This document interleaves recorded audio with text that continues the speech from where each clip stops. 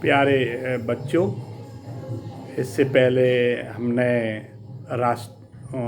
संसाधन के प्रकार बताए थे। उनमें राष्ट्रीय संसाधन शायद बता दिया था। वो तकनीकी तौर पर देश में पाए जाने वाले सारे संसाधन राष्ट्रीय होते हैं। देश की सरकार को कानून अधिकार है कि व्यक्तिगत संसाधनों को भी जनता के हित में अधिग्रहण कर सकते हैं। तो इस तरह का मैंने ये बताया था। इसके एग्जाम्पल भी कई एक दिए थे। और इसके बाद है अंतर्राष्ट्रीय संसाधन। कुछ अंतर्राष्ट्रीय संसाधनों संस्थाएं जो हैं वो संसाधनों को नियंत्रित करती हैं। जो अंतर्राष्ट्रीय जो संस्थाएं हैं वो जो है अंतर्राष्ट्रीय संसाधनों पर नियंत्रण रखती हैं। जैसे समुद्र है जो तटरेखा से 200 मील की दूरी जो अपवर्जक आर्थिक क्षेत्र हैं से परे खुले महासागरीय संसाधनों पर किसी देश का अधिकार नहीं है। इन संसाधनों को अंतर्राष्ट्रीय संस्थाओं की सहमति के बिना इनका उपयोग हम नहीं कर सकते हैं। ठीक है। विकास के स्तर के आधार पर भी संसाधन हैं। जैसे संभावीय संसाधन, यह वे संसाधन हैं जो किसी प्रदेश से विद्यमान होते हैं परंतु इनका उपयोग नहीं किया जा सकता है, कर पाते हैं लोग। जैसे सौर उदाहरण के तौर पर जब हम लेते हैं तो भारत के पश्चिमी भाग विशेषकर राजस्थान और गुजरात में पवन और सौर ऊर्जा संसाधनों की अपार संभावनाएं होती हैं, परंतु इनका हम सही ढंग से विकास नहीं कर पाते हैं। इसका एक मुख्य कारण ये भी है कि हमें तकनीकी ज्ञान और कौशल का पूर्ण हमारा विकास नहीं हो पाता है। हम आज तकनीकी ज्ञान से उतने अच्छे संसाधनों का प्रयोग नहीं कर पा रहे हैं, लेकिन भारत जैसे देश में इन संसाधनों के माध्यम से अपार संभावनाएं ऐसी हैं जो हम विकास कर सकते हैं। इसके बाद विकसित संसाधन, वे संसाधन जिनका सर्वेक्षण किया जा चुका है, चिन्हित कर लिए गए हैं, लेकिन उनका उपयोग और उनकी गुणवत्ता की मात्रा अभी हो सकता है निर्धारित की जा चुकी हो। विकसित संभावनाएं इस तरह से वो विकसित संसाधन कहलाते हैं। ये संसाधनों का विकास प्रौद्योगिकी और संभाव्यता के स्तर पर निर्भर करता है। इसमें एक प्यारे बच्चों जब अपनी किताब खोल के देखेंगे तो इसमें एक भंडार शब्द आ रहा है। हमारे पृथ्वी के अंदर या बाह्य संपूर्ण पर्यावरण में ऐसे पदार्थ जो मानव की आवश्यकताओं की पूर्ति करते हैं, और ये परंतु प्रौद्योगिकी के अभाव में हम इनका पूर्ण उपयोग नहीं कर पाते और इनसे हम बाहर, उनकी पहुंच से हम बहुत बाहर रहते हैं, दूर रहते हैं। भंडार में शामिल जैसे उदाहरण के लिए जल 2 गैसों हाइड्रोजन और ऑक्सीजन का यौगिक हैं। हाइड्रोजन ऊर्जा का मुख्य स्रोत बन जाता है, परंतु इस उद्देश्य से इसका उपयोग करने के लिए हमारे पास उन्नत तकनीक का ज्ञान नहीं है। संचित कोष यह संसाधन भंडार का ही हिस्सा है जिन्हें उपलब्ध तकनीकी ज्ञान की सहायता से ही प्रयोग में लाया जा सकता है। प्यारे बच्चों, ये जो संसाधन का ही एक बहुत बड़ा हिस्सा है जिनमें जो उपलब्ध हैं हमारे आसपास पर्यावरण में या जो भी हैं, वो उनका तकनीकी ज्ञान की सहायता से हम प्रयोग कर सकते हैं, वो सुरक्षित हैं, परंतु इनका उपयोग अभी हम किसी कारण पूरा नहीं कर पा रहे हैं। लेकिन भविष्य में इनका उपयोग आवश्यकता की पूर्ति के लिए हम कर सकते हैं। जैसे नदियों के जल को हम विद्युत पैदा करने में प्रयुक्त किया जा सकता है। और हम तुम्हारे यहाँ हम जो है पवन से ऊर्जा उत्पन्न कर सकते हैं। ये तमाम चीज़ें हैं जिनका हम उपयोग कर सकते हैं। हम जल को जो है बांधों में जल वन आदि संचित ये हमारे जो संसाधन हैं उनका हम प्रयोग कर सकते हैं। जैसे बांधों में जल हमने भर लिया, उससे हम बिजली बना रहे हैं। ऐसे ही हमारे जंगल हैं, उनका हम प्रयोग कर सकते हैं। ये हमारे संचित कोष हैं जिनका भविष्य में खूब उपयोग किया जा सकता है। संसाधनों का विकास। संसाधन जिस प्रकार मनुष्य के जीवन यापन के लिए अति आवश्यक हैं, उसी प्रकार जीवन की गुणवत्ता बनाए रखने के लिए भी महत्वपूर्ण हैं। ऐसा विश्वास है छात्रों कि संसाधन प्रकृति की देन है। ये तो हमने पहले ही दिन आपको बता दिया था। ये प्रकृति द्वारा प्रदत्त जो है उपहार हैं, गिफ्ट हैं, जो प्रकृति ने निःशुल्क आपको दिए हैं। परिणाम स्वरूप मानव ने इनका अंधाधुंध उपयोग किया है, जिसमें निम्नलिखित मुख्य समस्याएं भी पैदा हो गई हैं। जैसे कुछ व्यक्तियों को लालचवश संसाधनों का ह्रास भी किया है। कुछ व्यक्तियों इस व्यक्तिगत रूप से कुछ लोगों ने खास लोग हैं, उन्होंने लालच दे करके इनका ह्रास किया है। जैसे वन्य जीवों का खाल बहुत महंगी है, तो एक किसी व्यक्ति को कह दिया कि ये शेर या चीते या अन्य हाथी, इनको मार के लाओ और हम इतना देंगे। लेकिन हमारे जो है वन्य जीव कम हो रहे हैं। कुछ लालच दिया कि आपको जंगल साफ़ कर लो और उसमें फैक्ट्री लगनी है, तो व्यक्तिगत लालच से कुछ लोग अपना इस तरह का काम भी कर रहे हैं। संसार समाज के कुछ ही लोगों के हाथ में आ गए हैं, जिससे समाज दो हिस्सों में संसाधन संपन्न और संसाधनहीन अर्थात अमीर और गरीब में बंट गया है। संसाधनों के अंधाधुंध उपयोग से, अंधाधुंध शोषण से हमारे पर्यावरण में बहुत ही जो इकोलॉजी सिस्टम है, इकोसिस्टम है, वैश्विक पारिस्थितिकी है, जो प्रदूषण है वो फैल रहा है। जिससे यानी हमारे संसाधनों पर बहुत बड़ा संकट आ गया है, जिसे भूमंडलीय तापन, ओजोन परत का क्षरण, ओजोन की परत में क्षरण हो रहा है। उसका एक ही कारण है कि पर्यावरण में प्रदूषण होना। अंधाधुंध संसाधनों के उपयोग से हमारी ओजोन की परत में एक छेद होने लगा है बड़ा, जिसे हम ब्लैक होल भी कहते हैं। उसमें क्या है कि जो ओजोन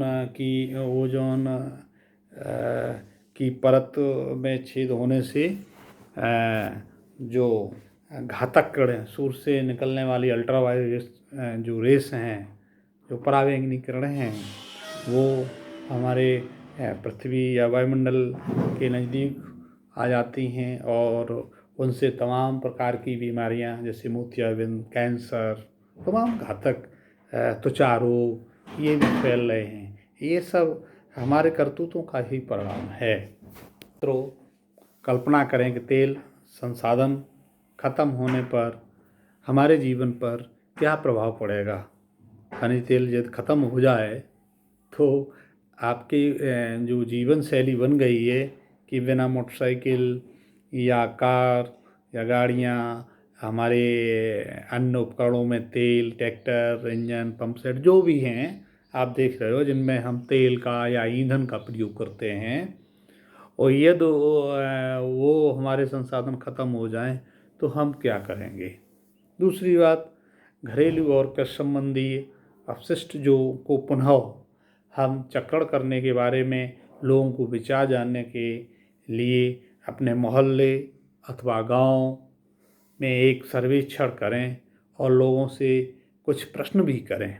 जैसे नंबर 1, उनके द्वारा उपयोग में लाए जाने वाले संसाधनों के बारे में क्या सोचते हैं, जो वो नित्य प्रतिदिन जिन संसाधनों को, हमारे चारों ओर तमाम संसाधन हैं जिनका वो भरपूर प्रयोग करते हैं, यदि वो उनका अधिक दोहन करेंगे, अधिक उपयोग करेंगे, तो किसी न किसी दिन वो जो है कम होते जाएंगे या नष्ट होने की कगार पे आ जाएंगे। तो कल्पना करें, तो फिर आप क्या करेंगे? आप विचार करें। अपशिष्ट और उनके उपयोग के बारे में भी आप अपना एक विचार लिखें। तीसरा है, अपने पड़ावों का समुचित चित्र तैयार करें। एक इस तरह का जो आपके अपने जो परिणाम हैं उनका एक समुचित चित्र भी आप तैयार करें। मैं आगे थोड़े और बताऊंगा कि मानव जीवन की गुणवत्ता और विश्व शांति बनाए रखने के लिए संसाधनों का समाज में न्याय संगत बंटवारा आवश्यक हो गया है। यदि ऐसा नहीं हुआ तो संपूर्ण देश नहीं, संपूर्ण वर्ल्ड पर इसका बुरा असर पड़ेगा। यदि कुछ ही व्यक्तियों द्वारा, देशों द्वारा संसाधनों का वर्तमान दोहन यदि जारी रहता है तो हमारी पृथ्वी का भविष्य ही खतरे में पड़ जाएगा। यदि ये ग्लोबलाइजेशन का जो इस तरह का पूरा एक प्रभाव में होगा तो इसका क्या प्रभाव होगा, ये हम सोच सकते हैं। इसलिए हर तरह के जीवन का अस्तित्व बनाए रखने के लिए संसाधनों के उपयोग की योजना बनाना अति आवश्यक है। सतत अस्तित्व सही अर्थ में सतत पोषणीय विकास का एक हिस्सा है। सन 1992 में रियो डी जेनेरो जो ब्राज़ील का शहर है, उसमें एक पृथ्वी सम्मेलन के नाम से 1992 में एक संपूर्ण देशों ने एक सम्मेलन बुलाया। उसमें बहुत देशों के काफ़ी जो राष्ट्राध्यक्ष थे वो इकट्ठे भी हुए और प्रथम अंतर्राष्ट्रीय पृथ्वी सम्मेलन में जो एकत्र लोग हुए उनमें जो विश्व स्तरीय का आयोजन हुआ उसमें पर्यावरण संरक्षण और सामाजिक आर्थिक विकास की समस्याओं का हल ढूंढने के लिए किया गया था। में भूमंडलीय जलवायु परिवर्तन और जैविक विविधता पर एक घोषणा पत्र पर हस्ताक्षर भी किए। रियो सम्मेलन में भूमंडलीय वन सिद्धांत यानी फॉरेस्ट प्रिंसिपल्स पर सहमति जताई और 21वीं शताब्दी में सतत पोषणीय विकास के लिए एक एजेंडा भी तैयार हुआ, जिस एजेंडा का नाम एजेंडा 21 नाम से रखा गया। एजेंडा 21 होता क्या है, यह आप जान लें। यह एक घोषणा है जिसे 1992 में ब्राज़ील के शहर रियो डी जेनेरो में संयुक्त राष्ट्र पर्यावरण और विकास सम्मेलन, जिसे UNCED में तत्वाधान में राष्ट्राध्यक्षों द्वारा स्वीकृत भी किया गया। इसका उद्देश्य भूमंडलीय सतत जो पोषणीय विकास हासिल करना है। यह एक कार्यसूची थी जिसका उद्देश्य समान हितों यानी संपूर्ण देशों में सबका हित हो, ये मुख्य उद्देश्य था। पारस्पर आवश्यकताएं और सम्मिलित जिम्मेदारियों के अनुसार विश्व सहयोग के द्वारा पर्यावरणीय क्षति, गरीबों और रोगों से निपटारा था।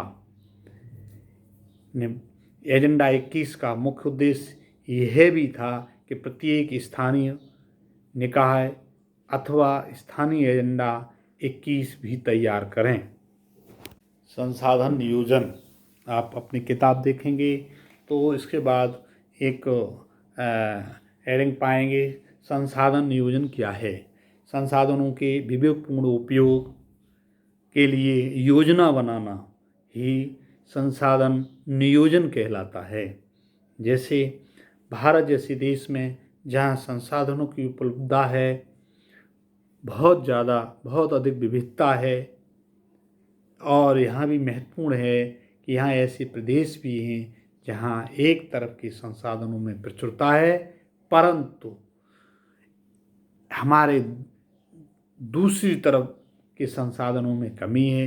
कुछ ऐसे प्रदेश भी हैं जो संसाधन उपलब्धता के संदर्भ में आत्मनिर्भर हैं, और कुछ ऐसे भी प्रदेश हैं हमारे, जैसे रेगिस्तान का भाग है, या जैसे हमारा दलदली क्षेत्र है, या समुद्र तटीय मैदान है, दक्षिण का जो समुद्र तटीय मैदानी भाग है, इत्यादि ऐसे हैं जहाँ संसाधन की कमी पाई जाती है।